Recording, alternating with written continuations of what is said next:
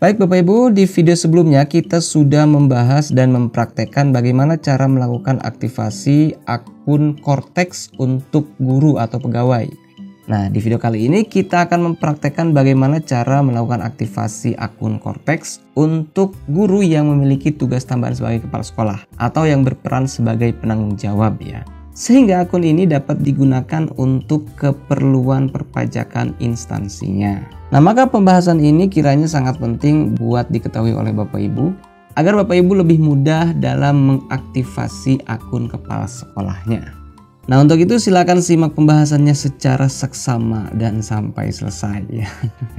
Oke, langsung saja kita ke pembahasannya. Halo Bapak, adakah di Antucibo mana caranya? Kita menentukan yang benar dalam keadaan lalu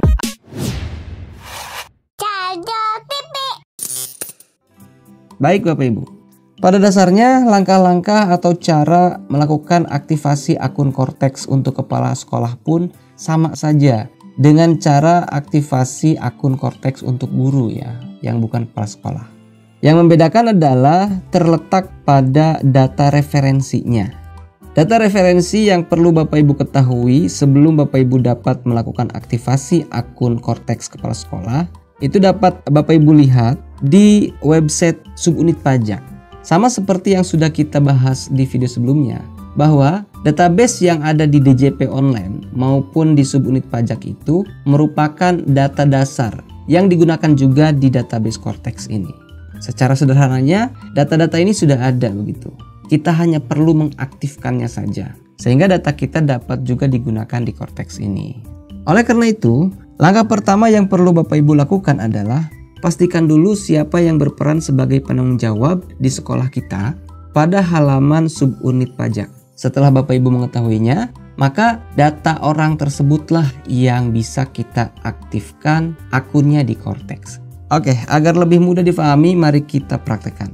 Pertama-tama saya akan mengakses halaman subunit pajak untuk sekolah ini ya. Sebagai contoh, kita ketikkan alamatnya subunitip.pajak.go.id. Nah, silakan Bapak Ibu akses halaman tersebut. Kemudian seperti biasa, silakan Bapak Ibu login dengan NPWP subunit pajak sekolah Bapak Ibu. Oke, kita sudah login. Kemudian kita klik bagian profil ini, lalu pilih profil saya. Nah, di bagian sini ada data penanggung jawab. Di sini tertera nama penanggung jawabnya adalah Bapak Humaydi. Walaupun sebenarnya di sekolah ini sudah terjadi pergantian kepala sekolah ya, bukan Bapak Humaydi lagi. Tetapi di database subunit pajak, Bapak Humaydi yang masih diakui sebagai penanggung jawab untuk administrasi perpajakan pada subunit pajak ini. Nah, maka nama ini jugalah yang bisa kita daftarkan akun Cortex-nya yang memiliki peran sebagai penanggung jawab di sekolah kita. Apakah ini tidak bisa diganti? Bisa sebenarnya Bapak Ibu.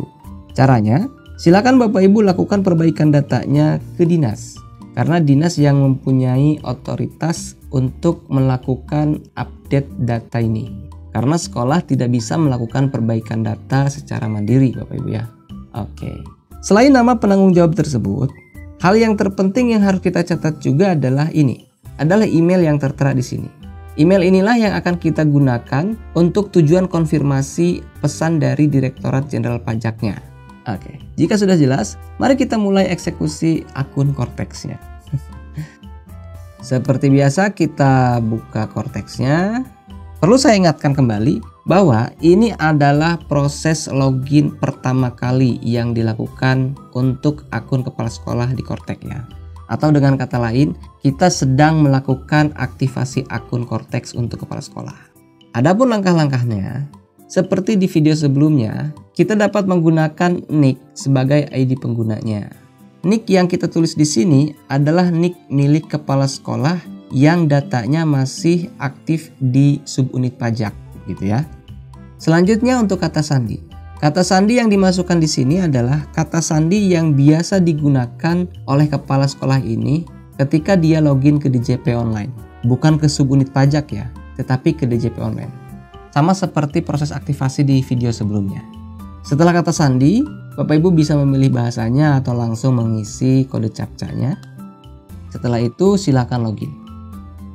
Nah, kita akan dibawa ke form atau ketampilan atur ulang password Anda. Sama seperti di video sebelumnya kan? Nah, di bagian ini silakan Bapak Ibu pilih mau surat elektronik ataupun nomor gawai. Di sini saya pilih surat elektronik saja karena surat elektronik lebih mudah nyampenya ya. Pesannya itu lebih cepat masuk ketimbang kita menggunakan nomor gawai. Jika Bapak Ibu memilih nomor gawai, maka pastikan nomor ponsel Bapak Ibu itu harus tersedia pulsanya begitu ya. Karena pesannya tidak akan masuk kalau nomor Bapak Ibunya tidak ada pulsanya.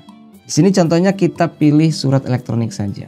Nah, pada bagian kotak ini akan tertera email yang sama persis dengan yang sudah kita lihat di halaman profil subunit pajak ya. Nah, maka email itulah yang kita inputkan di sini. Setelah itu kita isi captcha-nya, kemudian kita centang pernyataannya. Lalu kita klik tombol kirim. Nah, reset password sukses. Kita tinggal menunggu pesan konfirmasi ke alamat email yang kita tuliskan tadi. Oke, nah ini emailnya sudah masuk. Kita buka. Ingat, link ini ada batas waktunya. Maksimal link ini dapat digunakan selama 1 kali 24 jam. Jika melewati batas waktu yang telah ditentukan, maka Bapak Ibu harus melakukan tahapan-tahapan yang tadi agar Bapak Ibu mendapatkan email konfirmasi ini kembali. Oke, kita klik saja linknya. Nah, kita dibawa ke change password. Silakan Bapak Ibu buat password baru di sini. Password baru untuk login ke Cortex. Boleh sama dengan password yang digunakan di DJP online, boleh juga beda. Yang jelas, passwordnya harus sesuai dengan ketentuannya, yakni minimal 8 digit, terdapat minimal 1 huruf kecil, 1 huruf besar, 1 angka, dan 1 simbol gitu ya. Setelah password barunya dibuat, selanjutnya Bapak Ibu juga silakan buat passphrase-nya. Passphrase ini adalah kata sandi yang Bapak Ibu gunakan nanti setiap kali Bapak Ibu akan membubuhkan tanda tangan digital pada dokumen-dokumen Cortex ini. Adapun ketentuan pembuatan passphrase ini sama seperti password di atas.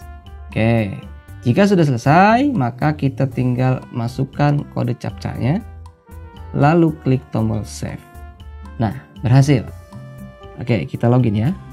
Kita masukkan nick-nya, kemudian kita masukkan password-nya, lalu kita pilih bahasa Indonesia saja, kemudian kita masukkan kode captcha-nya, lalu klik tombol login. Nah, berhasil. Nah, ini adalah halaman beranda ketika Bapak Ibu login ke Cortex.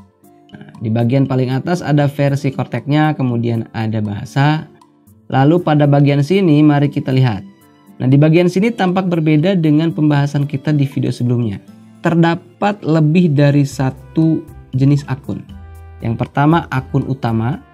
Akun utama ini adalah akun pribadi kepala sekolah tersebut yang berfungsi untuk kepentingan atau urusan perpajakan pribadinya.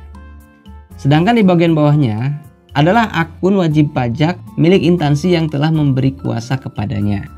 Akun ini berfungsi untuk melakukan segala urusan perpajakan instansinya. Nah, inilah perbedaan antara akun Cortex guru biasa dengan akun Cortex milik guru yang menjadi kepala sekolah. Mari kita klik pada bagian akun utama ini. Coba kita klik di akun yang berikutnya, di akun wajib pajak. Secara sekilas tampilnya sama. Silakan Bapak Ibu praktekkan dan eksplor apa saja perbedaan yang terdapat di kedua akun tersebut. Atau Bapak Ibu yang sudah tahu, silakan tuliskan di kolom komentar. Nah, itu Bapak Ibu, itulah cara melakukan aktivasi bagi Bapak Ibu, baik secara personal maupun Bapak Ibu yang fungsinya sebagai penanggung jawab di suatu sekolah. Nah, di pembahasan berikutnya kita akan melakukan praktek bagaimana cara membuat kode billingnya. Mulai dari kode billing untuk pajak PPN, PPh 21, ataupun PPh 23. Dan terima kasih telah menyimak videonya sampai selesai. Kita akan bertemu di video selanjutnya. Dadah!